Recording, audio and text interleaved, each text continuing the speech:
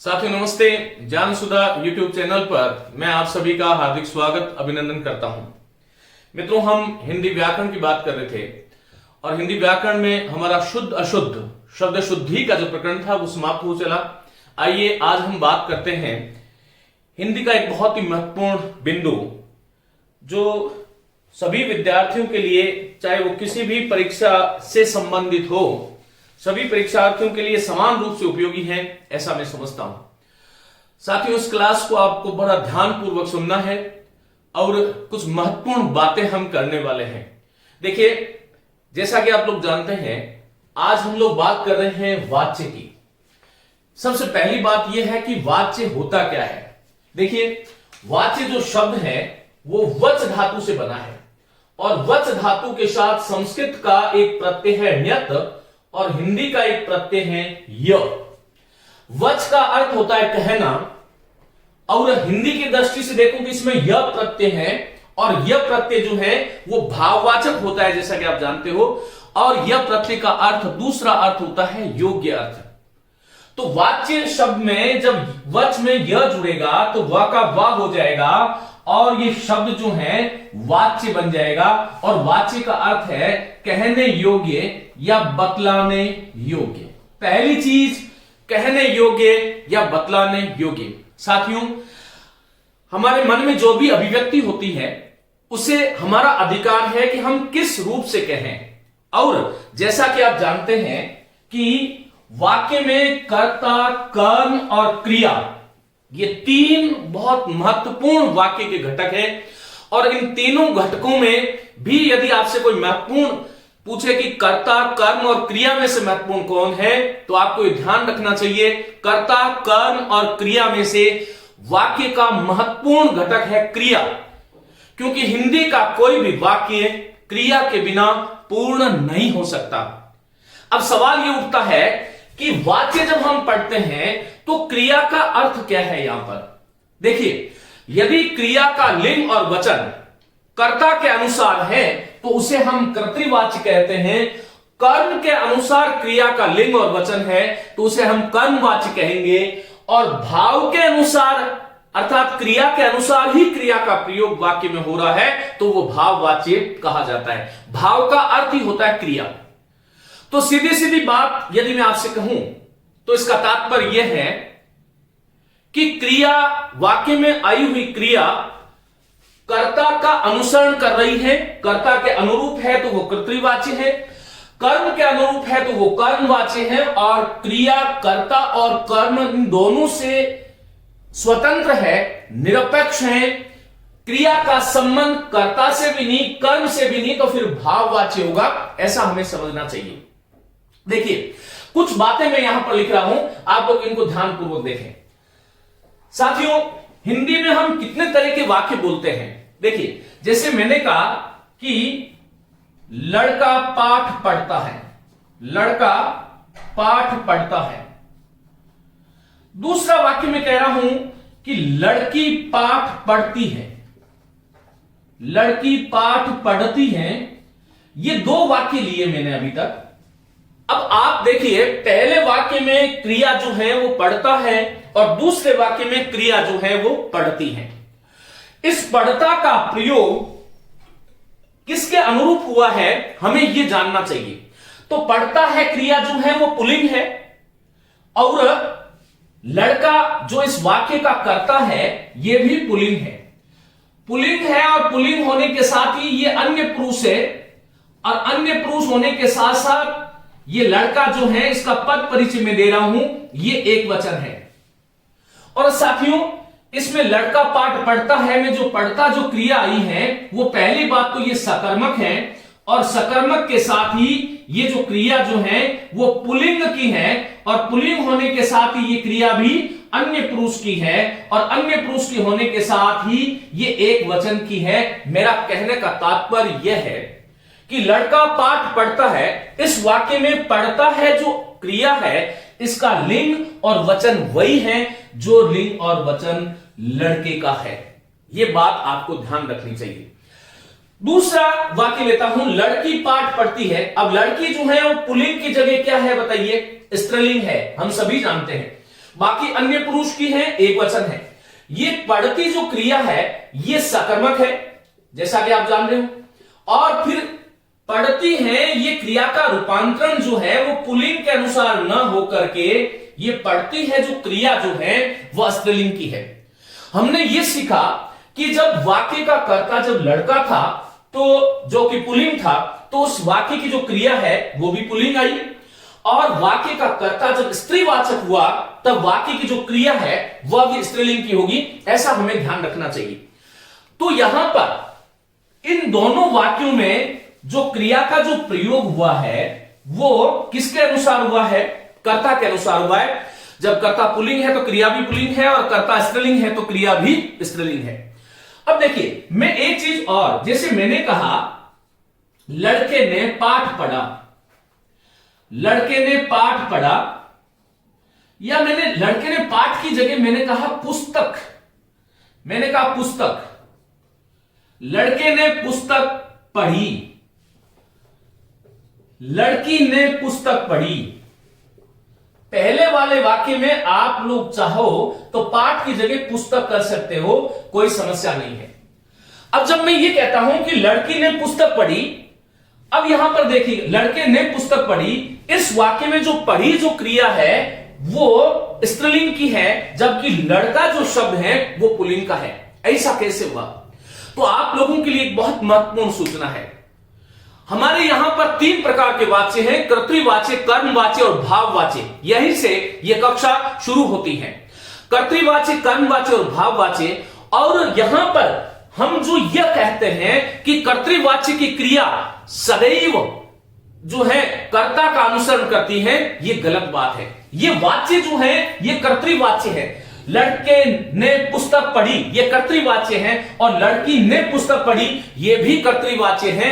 लेकिन यहां पर हमें यह ध्यान रखना चाहिए कि हमारे यहां पर क्रिया का 3 प्रकार से प्रयोग होता है। क्रिया का प्रयोग कर्तृवाच्य में 3 प्रकार से हो सकता है।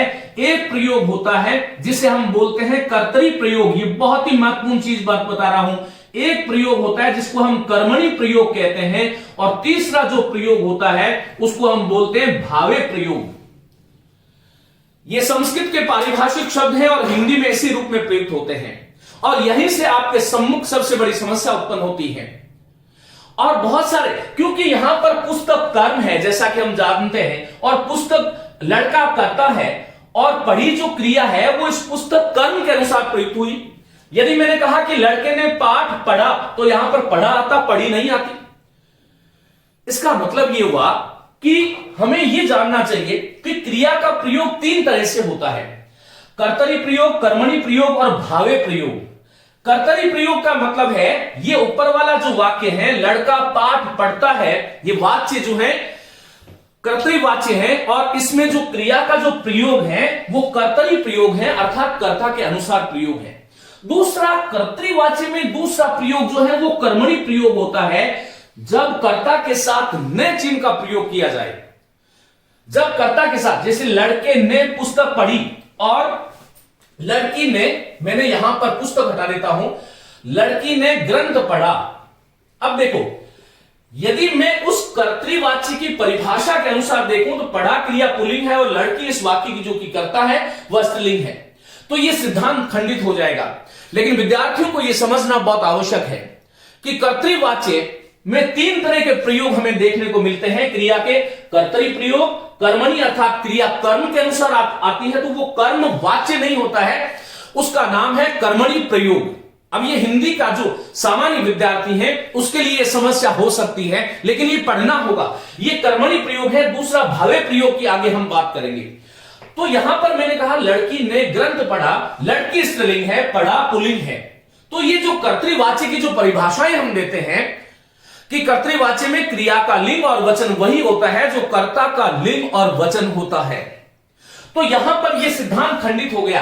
तो हमें यह जान लेना चाहिए कि कर्तृवाच्य में क्रिया 3 रूप से प्रयुक्त होती है, और यहीं पर सबसे बड़ी शंका उत्पन्न होती है। यह सबसे बड़ा संदेह है विद्यार्थियों के मन में, तो उसको आज हमें तोड़ना है। क्रिया का प्रयोग कर्तृवाच्य में, बार बार बोल रहा हूं, 3 प्रकार से होता है। कर्तरी प्रयोग, कर्मणी प्रयोग अर्थात जब कर्ता के साथ न चिन्ह का प्रयोग हो, कारक न का, लड़की ने ग्रंथ पढ़ा, ये वाक्य जो है ये कर्मवाच्य नहीं है, ये कर्तृवाची है। लेकिन कर्तृवाची में जो क्रिया का प्रयोग है वो कर्मणि प्रयोग है, ये आपको ध्यान रखना है, ये महत्वपूर्ण बात है साथियों। अब यहां पर देखो, आप कोई भी, जैसे मैंने कहा राम ने पुस्तक पढ़ी, राम ने पुस्तक पढ़ी, लड़के ने पुस्तक पढ़ी, लड़की ने पुस्तक पढ़ी, लड़के ने ग्रंथ पढ़ा, लड़की ने ग्रंथ पढ़ा, तो वहां पर कर्ता जो है न्यूट्रल हो गया है ऐसे वाक्यों में। लेकिन वो ध्यान रखना चाहिए, ये जो वाक्य मैंने लिखा है ये कर्तृवाची गई है, बस क्रिया का प्रयोग जो है वो कर्मणि प्रयोग है।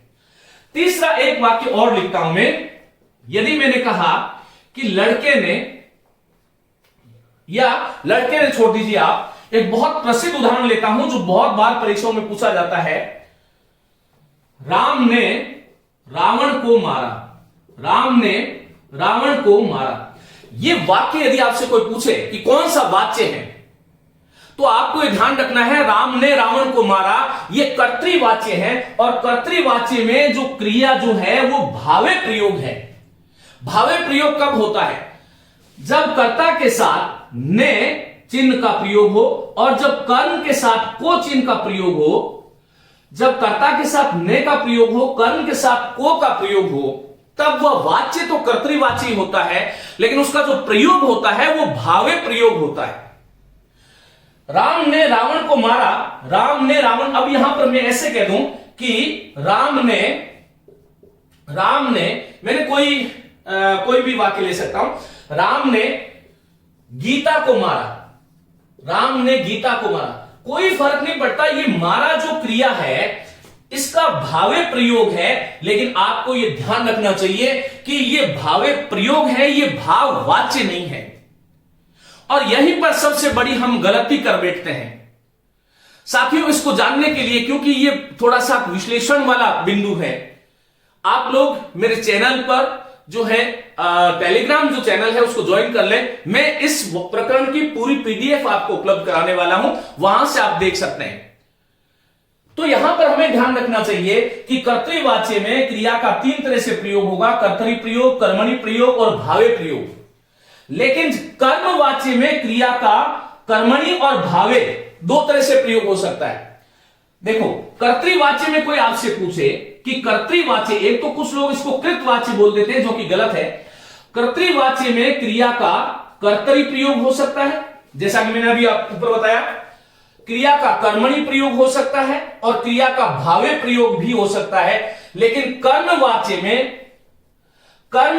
में जो क्रिया है उसका 2 प्रयोग होगा, एक तो कर्मणि प्रयोग और एक भावे प्रयोग।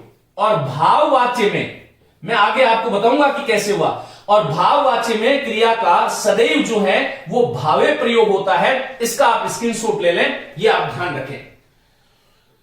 कर्तृवाच्य में क्रिया का प्रयोग कर्तरी, कर्मणि, भावे तीनों के अनुसार हो सकता है।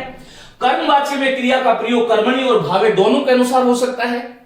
जब मैं कहता हूं कि राम के द्वारा स्कूटर को चलाया जाता है, तो ये वाक्य जो है वो कर्मवाच्य है, लेकिन क्रिया का जो प्रयोग है वो भाववाच्य है, भावे प्रयोग है। राम के द्वारा स्कूटर को चलाया गया, ये वाक्य जो है राम के द्वारा स्कूटर को चलाया गया, ये वाक्य कर्मवाच्य है। लेकिन कर्मवाच्य में जो क्रिया का जो प्रयोग है वह भावे प्रयोग है।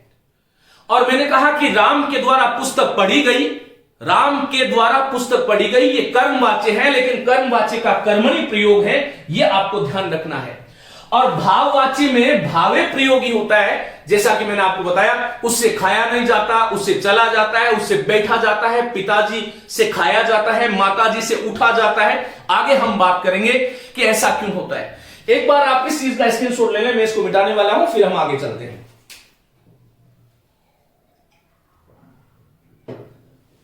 साथियों, जब हमने क्रिया प्रकरण की बात करी थी तब मैंने आपको यह बताया था कि क्रिया जो है वो 2 प्रकार की होती है मूलतः। देखिए, हम जानते हैं कि ये जो क्रिया जो है उसके 2 प्रकार हैं। एक क्रिया है जिसको हम सकर्मक अर्थात कर्म वाली कहते हैं, और दूसरी क्रिया जो है उसको हम अकर्मक कहते हैं। अब आपसे देखिए, कई बार राइट रॉन्ग में, संगत और असंगत में इस प्रकार के प्रश्न आपसे किए जाते हैं। मैं अभी इसकी भूमिका बना रहा हूं, फिर उसके बारे में हम विशेष बातें करने वाले हैं।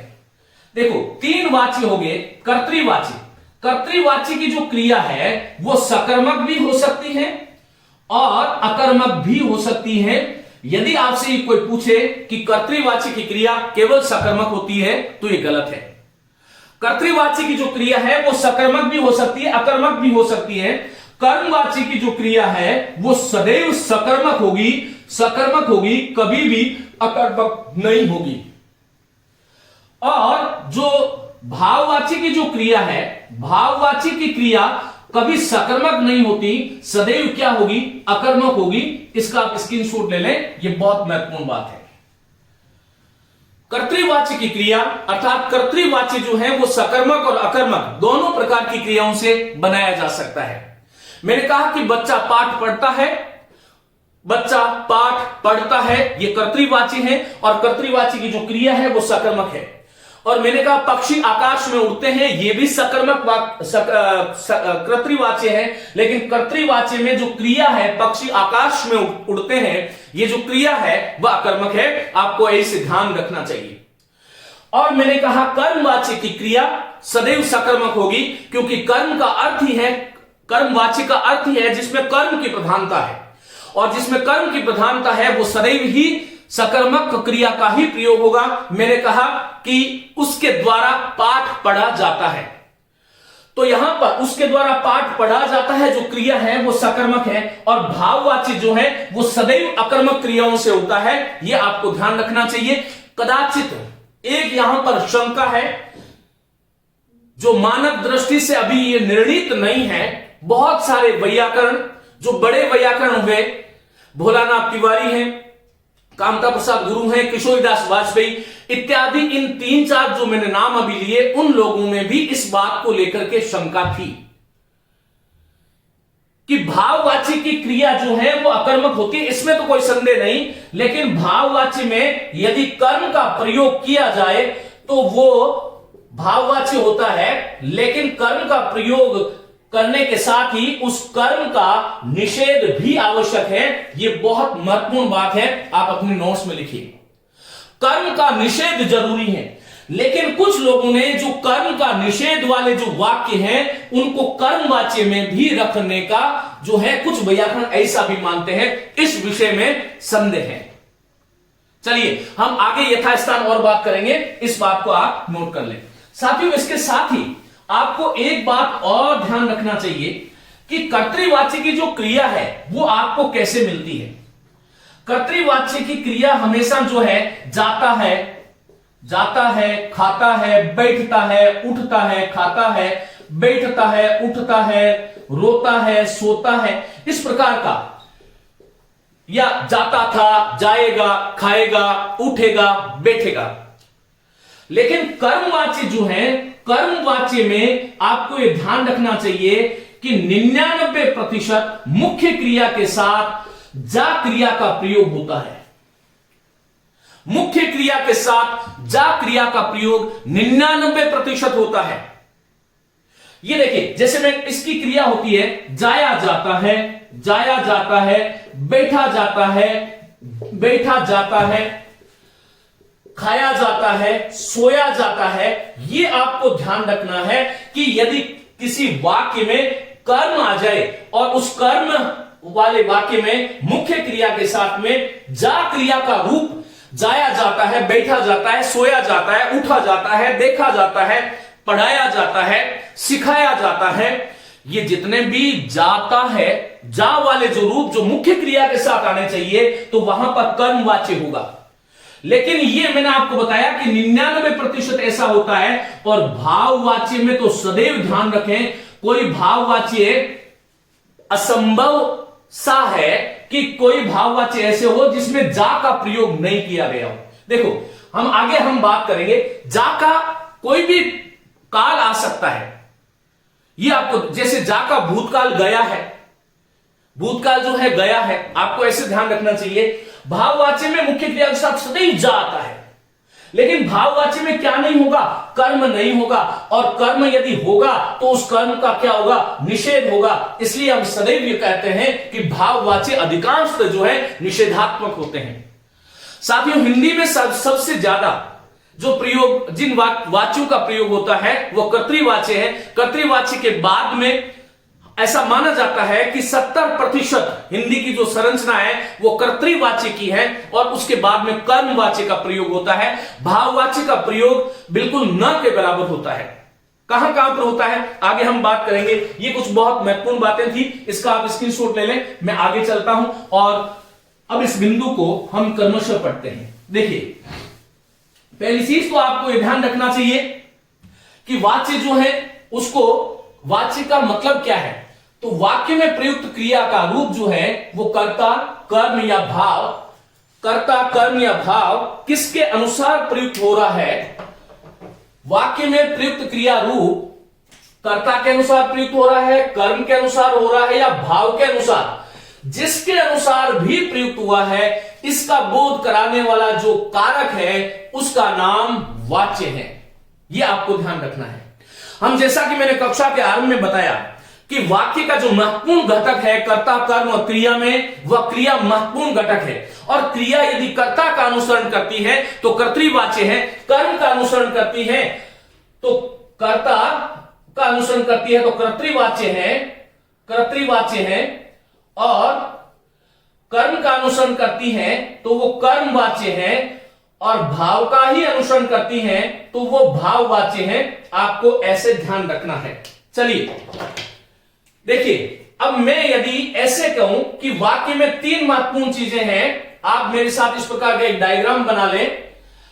एक होता है जिसको हम कर्ता बोलते हैं, एक जो है वो कर्म है, और एक जो है वो क्रिया है।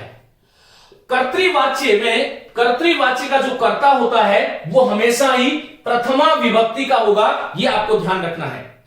लेकिन प्रथमा विभक्ति का जो चिन्ह है, कर्ता ने कर्म को, तो कर्ता के साथ न चिन्ह का प्रयोग भी होता है, कई बार होता है, कई बार नहीं भी होता है। जब कर्ता के साथ न चिन्ह का प्रयोग होता है, ध्यान रखिएगा, इस बात को अंडरलाइन करके सुने, कर्तृवाच्य में जब कर्ता के साथ न चिन्ह का प्रयोग होता है तब उस वाच्य में क्रिया का कर्मणि प्रयोग होता है, लेकिन वो वाच्य जो है वो कर्तृवाच्य होगा। मैंने कहा कि रमेश ने खाना खाया, रमेश ने ककड़ी खाई, रमेश ने पाठ पढ़ा, सीता ने रामायण पढ़ी। ये जितने भी वाक्य जो मैंने बोले ये कर्तृवाच्य हैं, लेकिन कर्तृवाच्य का जो क्रिया का जो प्रयोग है वो कर्मणि प्रयोग है। आपको ये ध्यान रखना है। कर्तृवाच्य के कर्ता में प्रथमा विभक्ति होती है, आपको ध्यान रखना है। साथ ही कर्तृवाच्य के कर्ता में कभी जो है कर्ता का चिन्ह होता है, कभी नहीं होता है। जब कर्ता का चिन्ह होगा तो क्रिया का प्रयोग कर्मणि होगा। कर्तृवाच्य का जो कर्म होता है उसमें कर्म कारक अर्थात द्वितीय विभक्ति मानी जाती है, यह आपको ध्यान रखना है। ये बहुत महत्वपूर्ण बात है। लेकिन कर्तृवाच्य का जो कर्म है वो गौण होता है, और क्रिया जो है वो कर्ता के अनुसार आती है। आपको ऐसे ध्यान रखना है। कर्ता के अनुसार से मेरा मतलब ये है कि जो मैंने अभी मैं कर्मणि और भावे प्रयोग बताए, उसके अतिरिक्त कर्ता का जैसा लिंग है और जैसा वचन है, क्रिया का भी वही लिंग और वचन होता है। इसलिए कहते हैं कि कर्तृवाच्य की क्रिया कर्ता के अनुसार वाक्य में प्रयुक्त होती है। कर्मवाच्य का जो कर्ता होता है वो तृतीय विभक्ति युक्त होता है, जिसे हम कर्ण का कारक कहते हैं। उसके साथ सदैव से और के द्वारा चिन्ह का प्रयोग होता है। कुछ स्थलों को छोड़ दिया जाए तो से और के द्वारा का ही प्रयोग होगा, यह आपको ध्यान रखना चाहिए। कुछ स्थल है वो मैं बताऊंगा। आपसे कोई पूछे कि कर्मवाच्य का कर्म जो है उसमें कौन सी विभक्ति होती है, तो यह ध्यान रखना है, इसमें हमेशा प्रथमा विभक्ति अर्थात कर्मवाच्य का कर्म जो है वो प्रधान होता है। प्रधान में सदैव प्रथमा विभक्ति ही मानी जाती है वो, क्योंकि और उसके साथ में आपको ध्यान रखना चाहिए कि क्रिया जो है वो कर्म के अनुसार आती है, कर्म के अनुसार। भाववाच्य का जो कर्ता है उसके साथ से और के द्वारा जुड़ा होगा, यह भी ध्यान रखें। भाववाच्य में कर्म का प्रयोग नहीं होगा तो फिर निषेधवाचक नहीं का प्रयोग करना चाहिए। और भाववाची की जो क्रिया है वो स्वतंत्र होती है, और स्वतंत्र होने के साथ आपको ये भी ध्यान रखना है कि क्रिया सदैव पुल्लिंग होगी, प्रथम पुरुष जिसे हम अन्य पुरुष कहते हैं, और क्रिया सदैव जो है वो एक वचन की होती है। ये बहुत महत्वपूर्ण बातें हैं, यदि आपने इनको सीख लिया तो वाच्य कभी गलत नहीं कर सकते, मैं ऐसा मानता हूं। लेकिन इन चीजों को आपको उस रूप से देखना पड़ेगा। सबसे ज्यादा जो समस्या विद्यार्थियों के सम्मुख आती है वो ये है, जो मैंने अभी आपको बताया कि कर्मणि प्रयोग और भावे प्रयोग और कर्तरी प्रयोग। तो इन चीजों को यदि आपने इस रूप से देखा तो आपको समस्या आने वाली नहीं है। चलिए आगे चलते हैं। तो वाक्य में प्रयुक्त क्रिया रूप कर्ता कर्म या भाव जिसके अनुरूप प्रयुक्त हुआ हो, इसका बोध कराने वाले कारकों को वाच्य कहा जाता है। पहला जो वाच्य है वो है कर्तृवाच्य। आइए साथियों, कर्तृवाच्य में कर्ता प्रधान होता है। ये कुछ महत्वपूर्ण चीजें हैं। कर्ता प्रधान क्यों होता है? क्योंकि क्रिया का लिंग और वचन जो है वो कर्ता का अनुसरण कर्ता के अनुसार आते हैं, इसलिए कर्ता प्रधान होता है। कर्तृवाच्य में कर्ता ही क्रिया व्यापार का संचालक होता है। ये एक बार आरपीएससी में पूछा गया प्रश्न है कि कर्तृवाच्य में क्रिया व्यापार का संचालक कौन होता है? तो कर्तृवाच्य में क्रिया व्यापार का जो संचालक होता है वो कर्ता ही होगा। कर्तृवाच्य में कभी क्रिया आक्रामक आती है, जैसे बच्चा रोता है, ये जो वाक्य है ये कर्तृवाच्य है, और इस कर्तृवाच्य में जो क्रिया का जो प्रयोग हुआ है वो अकर्मक क्रिया का प्रयोग हुआ, अथवा सकर्मक क्रिया बच्चा पुस्तक पढ़ता है। बच्चा पुस्तक पढ़ता है ये सकर्मक है, लेकिन इसमें कर्तृवाच्य है। तो आपको ध्यान रखना चाहिए, मैं आपको बता चुका हूं कि कर्तृवाच्य में क्रिया जो है वो सकर्मक और अकर्मक दोनों प्रकार से प्रयुक्त हो सकती है। कर्मवाच्य की क्रिया केवल सकर्मक होगी, भाववाच्य की क्रिया केवल अकर्मक होगी। यह आपको ध्यान रखना चाहिए। साथियों, मैंने अभी आपको बताया था कि कर्तृवाच्य में क्रिया के 3 प्रयोग मिलते हैं। क्रिया के 3 तरह के प्रयोग मिलते हैं। वो 3 तरह के प्रयोग कौन कौन से हैं आप देखिए। पहला प्रयोग जो है क्रिया का कर्तरी प्रयोग है, और कर्तरी प्रयोग से मतलब यह है कि जब कर्ता के साथ, नोट करें, कर्तृवाच्य में क्रिया का कर्तरी प्रयोग कब होता है? जब कर्ता के साथ कारक चिन्ह का प्रयोग नहीं किया जाता है। उस वाक्य में, उस वाक्य की जो क्रिया होती है वो कर्तरी प्रयोग होता है। उसको कर्तरी प्रयोग, राम जाता है, सीता जाती है। ये जो इसमें जाता है और जाती है जो क्रिया का जो प्रयोग हुआ है वो कर्तृवाच्य में कर्तरी प्रयोग है। ये ध्यान रखें। कर्मणि अर्थात कर्म के अनुसार, राम ने रोटी खाई, यहां पर मैंने कहा राम ने रोटी खाई, तो ये खाई जो क्रिया है वो स्त्रीलिंग है, लेकिन राम पुल्लिंग है। क्यों? क्योंकि जब कर्ता के साथ न चिन्ह का प्रयोग हो जाता है, कर्तृवाच्य में जब कर्ता के साथ न चिन्ह का प्रयोग होता है, जब क्रिया, तब क्रिया का कर्मणि प्रयोग होता है। यह ध्यान रखिएगा। और ऐसे वाक्यों में क्रिया कर्ता के अनुसार न आकर के कर्म के अनुसार आती है। राम ने रोटी खाई, इस वाक्य में जो रोटी जो शब्द है वो कर्म है, और ये स्त्रीलिंग है। कर्म स्त्रीलिंग है तो क्रिया भी स्त्रीलिंग होगी, लेकिन ये जो वाक्य है ये कर्तृवाच्य होगा, कर्मवाच्य नहीं होगा। हां, ये ध्यान रखें कि राम ने रोटी खाई, ये कर्तृवाच्य है और कर्मणि प्रयोग है, ऐसा आपको ध्यान रखना है। भावे प्रयोग, लड़के ने कुत्ते को मारा, लड़के ने अब यहां पर भावे प्रयोग कब होता है? कर्तृवाच्य के ऐसे वाक्य, नोट करें, कर्तृवाच्य के ऐसे वाक्य जब कर्ता के साथ न चिन्ह का प्रयोग होता है और कर्म के साथ को चिन्ह का प्रयोग होता है, उस वक्त जो क्रिया का प्रयोग होता है वो भावे प्रयोग। अभी अभी मैंने आपको बताया था कि भाववाच्य की क्रिया सदैव प्रथम पुरुष, जिसे हम अन्य पुरुष कहते हैं, पुल्लिंग और एक वचन की होती है। लड़के ने कुत्ते को मारा, लड़के ने गाय को मारा, लड़के ने लड़की को मारा, लड़के ने सीता को मारा, या लड़की ने लड़के को मारा। क्रिया जो है वो कर्ता के अनुरूप नहीं है, लेकिन फिर भी क्योंकि इसमें कर्ता की प्रधानता बनी हुई है, इसलिए ये वाक्य तो कर्तृवाची है। लेकिन आपको ये ध्यान रखना है कि कर्तृवाच्य में जो क्रिया का जो प्रयोग है वो भावे प्रयोग है। मेरे साथियों, मुझे उम्मीद है कि ये बात आपको समझ में आई होगी। अब मैं इसको ऊपर वाले को यहां पर मिटा रहा हूं, आप लोग इसका स्क्रीनशॉट ले लें। साथियों, ये बहुत जरूरी आवश्यक जो चीज है वह यही है, और शिक्षक साथी भी यहीं पर संदेह में आते हैं कि जो क्रिया जो है उसका कर्तरी प्रयोग, कर्मणि प्रयोग और भावे प्रयोग होना वाच्य का निर्धारण नहीं होता। कर्तृवाच्य में भी क्रिया का कर्म में प्रयोग हो सकता है, क्रिया का भाव अर्थ में प्रयोग हो सकता है, लेकिन वो वाक्य जो है वो कर्तृवाच्य रहेगा। आपको ये सदैव ध्यान रखना चाहिए। एक टैगलाइन मैंने आपको दे दी कि कर्मवाच्य की पहचान सीधी सीधी है, जाया जाता है, खाया जाता है, सोया जाता है, बैठा जाता है, उठा जाता है, लेकिन उसके साथ में जा का प्रयोग होता है और साथ में कर्म आता है। भाववाच्य में भी जा क्रिया का रूप सदैव हर वाक्य में आपको मिलने वाला है, लेकिन भाववाच्य में कर्म का प्रयोग नहीं होता। मुझे नहीं लगता कि अब आपको किसी प्रकार का कोई संदेह यहां से होने वाला है। साथियों, मैं कर्तृवाच्य के कुछ उदाहरण, जैसे भारत प्रतिवर्ष नए उपग्रह छोड़ता है।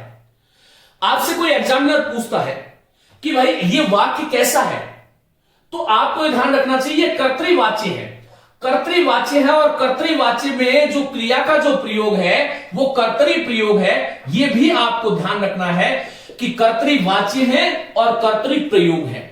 मैंने कहा भारत प्रतिवर्ष नए उपग्रह छोड़ता है, यहां पर भारत पुल्लिंग है, अन्य पुरुष है, एक वचन है, क्रिया जो है वो सकर्मक है, अन्य पुरुष है, एक वचन है और पुल्लिंग की है।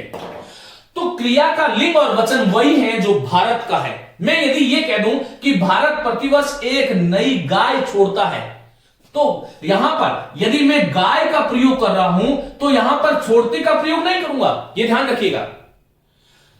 क्रिया का जो प्रभाव है वो इसी कर्ता के अनुसार ही क्रिया का प्रयोग होता है, कर्तरी प्रयोग है। कुत्ता सारी रात भौंकता है, यह अकर्मक क्रिया का उदाहरण है, लेकिन कुत्ता सारी रात भौंकता है ये जो वाक्य है यह कर्तृवाच्य है। अभी अभी मैंने आपको बताया था कि कर्तृवाच्य में सकर्मक और अकर्मक दोनों प्रकार की क्रियाओं का प्रयोग हो सकता है। मुझे लगता है कि बात आपको स्पष्ट हुई होगी। भारत प्रतिवर्ष नए उपग्रह छोड़ता है, यह सकर्मक है, और कुत्ता सारी रात भौंकता है, यह अकर्मक है, लेकिन ये दोनों वाक्य जो है वो कर्तृवाच्य है। साथियों, मैंने कहा कि वृक्ष मनुष्यों को प्राण वायु देते हैं, वृक्ष मनुष्यों को प्राण, देखिए यहां पर वृक्ष जो शब्द है वो पुल्लिंग है और देते हैं ये भी पुल्लिंग है। वृक्ष का बहुवचन में प्रयोग है, क्रिया का भी बहुवचन में प्रयोग है, कर्तृवाच्य है। माली बगीचे में फूल तोड़ रहा है, माली के अनुसार तोड़ रहा, और मालिन होती, मालिन बगीचे में फूल तोड़ रहा है नहीं होगी, तोड़ रही होगा। मालिन बगीचे में फूल तोड़ रही है।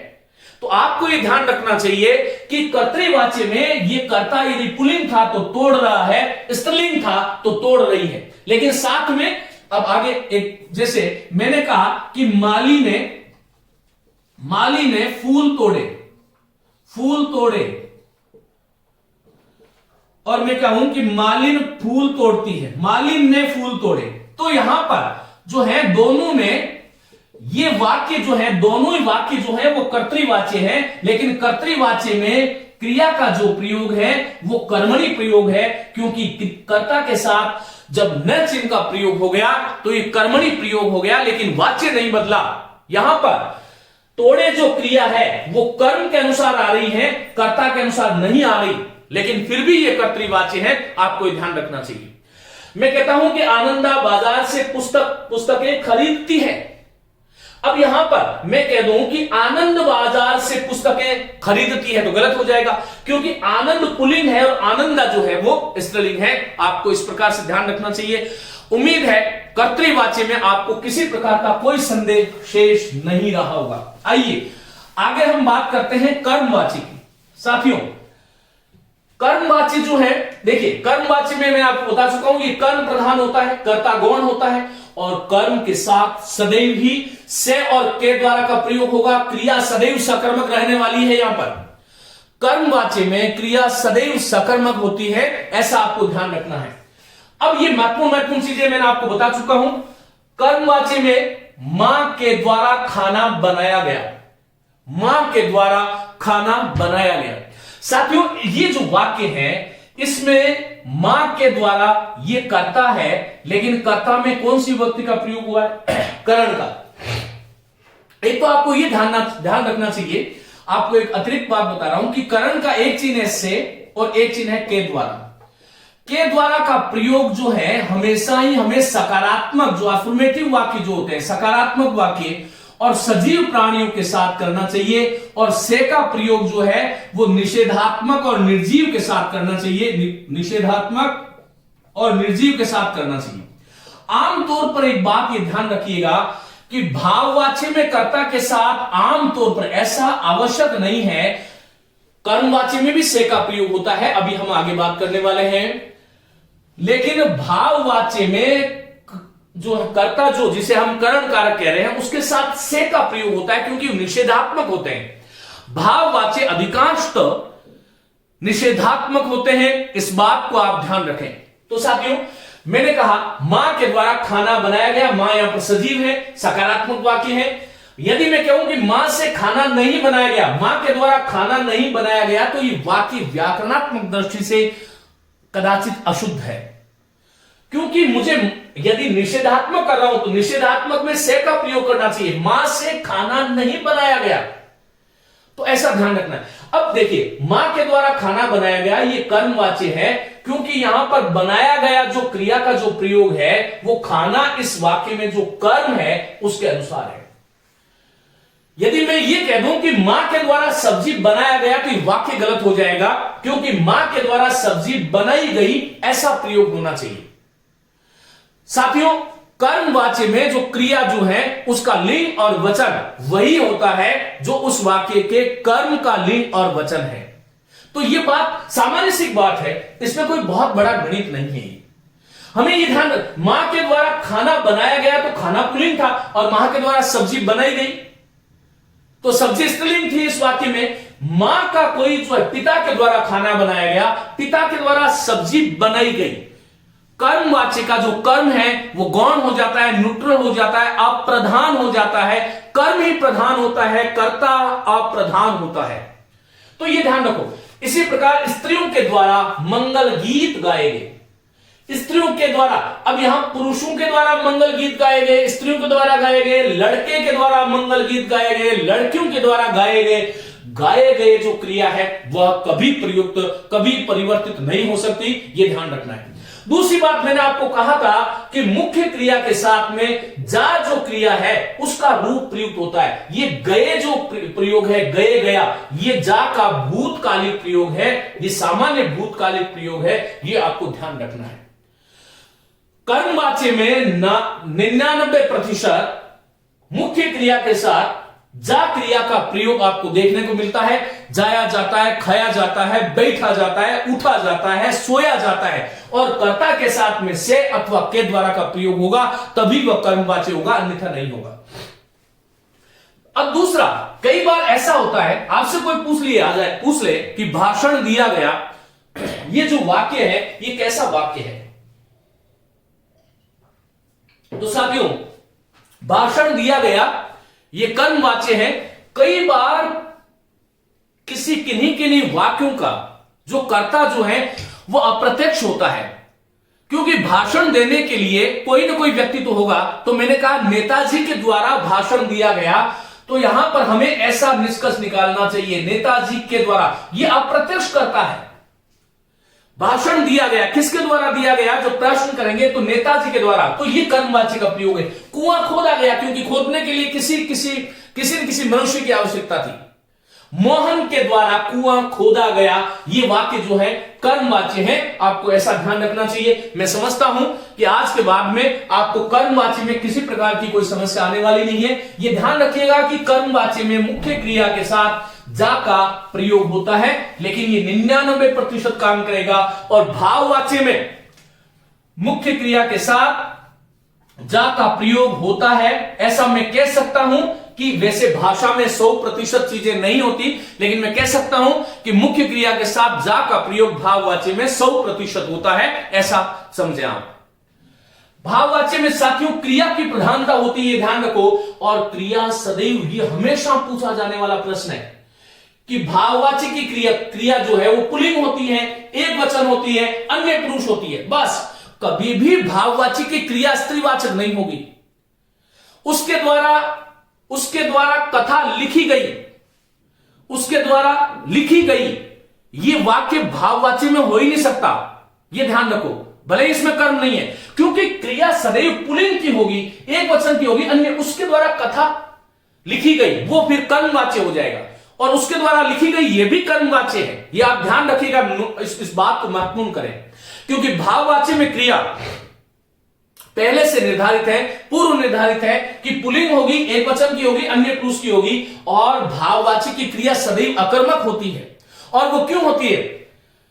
क्योंकि भाववाच्य में कर्म का प्रयोग जब होता ही नहीं तो क्रिया सकर्मक होने का कोई प्रश्न ही उपस्थित नहीं होता। ऐसा आपको ध्यान रखना है साथियों।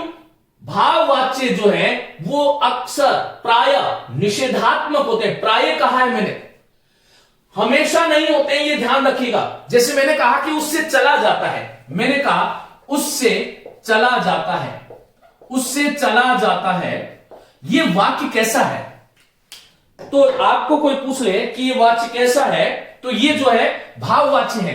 तुमसे बैठा जाता है, तुमसे बैठा जाता है, राम से सोया जाता है, और हाथी से धीरे धीरे चला जाता है, हाथी से धीरे धीरे चला जाता है, धीरे धीरे चला जाता है। ये सारे के सारे वाक्य जो है ये भाववाच्य हैं। हालांकि यहां पर से का प्रयोग की अपेक्षा हाथी के द्वारा होना चाहिए क्योंकि सजीव है। ये वाक्य जो है ये भाववाच्य हैं और इसमें एक भी निषेधात्मक नहीं है। इसलिए कुछ शिक्षक साथी कुछ थोड़ा सा आलस्य या प्रमादवश विद्यार्थियों को ये कह देते हैं कि भाववाच्य वही होगा जो निषेधात्मक होगा, जिसमें नहीं का प्रयोग होता है। ये बात आधी सच्ची है आधी झूठी है, आप ऐसे ध्यान रखें। तो साथियों आप ये ध्यान रखो कि भाववाच्य जो है निषेधात्मक हो सकते हैं, लेकिन सदैव ही निषेधात्मक हो ऐसा आवश्यक नहीं है। यह आपको ध्यान रखना चाहिए। जैसे मैंने कहा, अब यहां पर वापस लौट आइए। अकर्मक क्रिया का प्रयोग होगा, उनसे गाया नहीं जाता, पिताजी से खाया नहीं जाता, हिमेश से पढ़ा गया, ये सकारात्मक वाक्य है।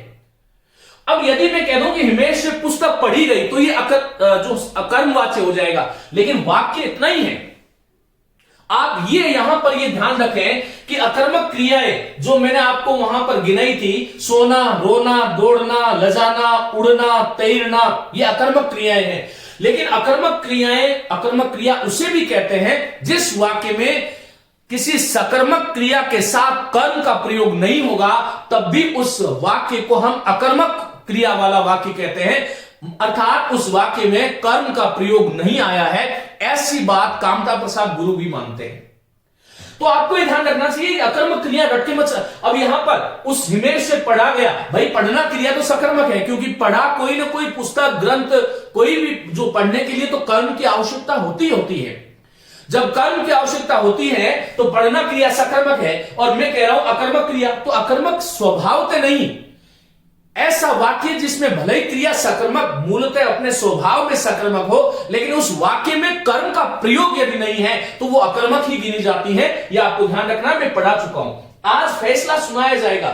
इस प्रकार के जो न्यायालय इत्यादि के जो आदेश होते हैं वो सदैव भाववाची में होता है, क्योंकि उसमें भाव प्रधान होता है। ये ध्यान रखिएगा। कई बार जो है इस प्रकार किसी व्यक्ति को आदेशित किया जाता है कि श्री रमेश को सूचित किया जाता है कि, अब यह सूचित किया जाता है, उसे सूचित किया जाता है, ये सारे के सारे जो वाक्य होंगे ये भाववाची में होंगे। ये आपको ध्यान रखना चाहिए। औपचारिक पत्र हैं, कानूनी भाषा और सरकारी पत्रों में प्रभुता जताने के लिए जो वाक्य काम में आते हैं वो भाववाची होते हैं। तुझे ये लिखा जाता है, आवश्यक कार्रवाई की जाएगी, आगे मैंने लिखा है आवश्यक कार्रवाई की जाएगी, ये वाक्य जो है वो भाववाची है। तो साथियों कुछ चीजें जो है आपको ध्यान रखना चाहिए। भाववाची की क्रियाएं जो है वो अशक्तता के अर्थ में आती है। जैसे मैंने कहा, उससे बैठा नहीं जाता, उससे चला नहीं जाता, वृद्ध से सोया नहीं जाता, इस प्रकार के जो प्रयोग हैं ये भी भाववाची में आते हैं। आपको इस तरह से ध्यान रखना है। दूसरा, आपको कई बार परीक्षक क्या करता है कि कर्तृवाची दे देता है, और कर्तृवाची देकर के आपको कहता है कि इसका कर्मवाची बनाओ। जैसे मैंने कहा कि राम ने पुस्तक पढ़ी, ये कौन सा वाक्य है साहब? राम ने पुस्तक पढ़ी, ये कौन सा वाक्य है कि कर्तृवाची है, और कर्तृवाची में कौन सा प्रयोग है कि कर्मणि प्रयोग है। और मैं आपसे ये कह रहा हूं कि इसका कर्मवाची में रूपांतरण करो, तो राम के द्वारा राम के द्वारा, फिर यहां पर क्या हुआ, पुस्तक, और फिर पढ़ी नहीं पढ़ी गई, क्योंकि जा का प्रयोग पढ़ना मुख्य क्रिया है और मुख्य क्रिया के साथ मैं आपको बता चुका हूं कि जा का प्रयोग अवश्य होता है। ये बातें यदि आपने ध्यान रखी तो मेरी आशा है, ऐसी आशान्विति है कि आप परीक्षा में किसी भी प्रश्न को गलत करने वाले नहीं हैं। साथियों, कर्मवाची से कभी भी भाववाची नहीं बनते हैं। भाववाची सदैव कर्तृवाची से कर्मवाची बनाया जा सकता है, कर्तृवाची से भाववाची भी बनाया जा सकता है, लेकिन कर्मवाची से भाववाची नहीं बनता। और कर्मवाची से भाववाची यदि बनाना है तो कुछ वैयाकरणों के अनुसार उस कर्मवाची का जो कर्म है उसका निषेध करने से भाववाची बन जाते हैं। ये इसमें थोड़ा झगड़ा है, इसके बारे में आपको जानना चाहिए और परीक्षक को भी इस प्रकार के प्रश्न करने से थोड़ी दूरी रखनी चाहिए, मेरा ऐसा मानना है। क्योंकि विद्यार्थी को पूछने योग्य बहुत सारी चीजें हैं। बहुत बार विद्यार्थियों से चर्चा होती है और विद्यार्थी कहते हैं गुरुजी इसके कितने भेद हैं। ये भेदों वाले प्रश्न, उपभेदों वाले जो प्रश्न हैं, ये सदैव इस प्रकार के जो प्रश्न होते हैं ये डाउट वाले प्रश्न हैं जिसमें संदेह हो सकता है। एक व्यक्ति ने कहा 4 है, दूसरे ने कहा 5 है, और ये कदाचित ये जो मानसिकता है इससे हमें थोड़ा दूर रहना चाहिए, क्योंकि पूछने योग्य चीजें भाषा में बहुत सी है। जहां पर संदेह वाले स्थल है, कम से कम परीक्षा में ऐसे प्रश्नों को नहीं पूछना चाहिए। मेरी ऐसी जो है शिक्षक साथियों से भी ऐसा अनुरोध है, निवेदन है और विनम्र निवेदन है कि हमें इन चीजों से बचना चाहिए। विद्यार्थी के लिए 1 नंबर उसकी जिंदगी का सवाल होता है, उसके लिए 1 नंबर जो है न जाने उसे 5 वर्ष आगे कर सकता है, 5 वर्ष पीछे भी कर सकता है। तो इस प्रकार की चीजों का ध्यान रखें। आप लोग टेलीग्राम चैनल ज्वाइन कर लें, वहां पर मैं जो आज पढ़ाया उसकी पीडीएफ वहां पर उपलब्ध कराने वाला हूं। कुछ प्रैक्टिस भी वहां पर हम करवाएंगे कि कर्तृवाची से कर्मवाची किस प्रकार बनाओगे, भाववाची किस प्रकार बनाओगे, और इसको जो है आप बड़ा ध्यान से पढ़ें, ध्यान से सुने। और यहां इसका जो है देखिए, हमेशा मैं कहता हूं कि विद्या अध्ययन प्रसिद्धति, मां सरस्वती जो है वो अध्ययन से प्रसन्न होती है, प्रसाद चढ़ाने से नहीं। जितना अध्ययन आप लोग करोगे उतना ही आप आगे होगे। मेरी बहुत बहुत शुभकामनाएं। नमस्ते, धन्यवाद।